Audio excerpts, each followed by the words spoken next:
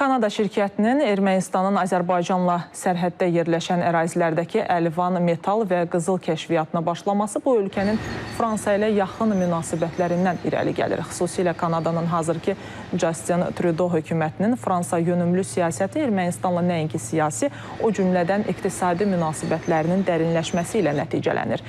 Bu fikirləri siyasi şərhçi İlqar Vəlizadə bildirib. Onun fikrincə, Ermənistan iqtisadi sahədə də Rusiyanın orbitindən çıxaraq Qərbin əhatə dairəsinə daxil olmaq istəyir. Təbii ehtiyatlarının böyük hissəsi Azərbaycanla sərhəd bölgələrində yerləşən Ermənistan dağ mədən fəaliyyətində bütün ekoloji normaları pozmağa razıdır. Qeyd edək ki, Kanada şirkətlərindən biri Ermənistanın Basarkeçər və Loru ərazilərində əlvan, metal və qızıl kəşfiyyatına başladığını açıqlayıb. Bu barədə Sputnik Armeniyaya açıqlamasında şirkətin rəhbəri Denis Mur deyib.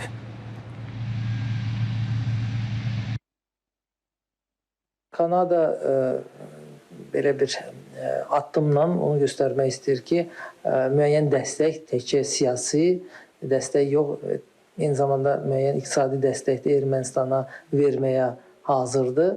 Ona görə də Kanada biznesmenləri, bəzi biznesmenləri Ermənistana səfər edib, burada müəyyən layihələrin həyata keçirilməsindən fikir mübadiləsi aparıblar. İndi hal-hazırda görünür ki, artıq bu praktiki müstəviyə keçib. Ermənistanın əsas məqsədi güya qərb iqtisadiyyətinə özünü bağlamaqdır. Daha çox qərb bazarlarına çıxmaqdan ibarətdir.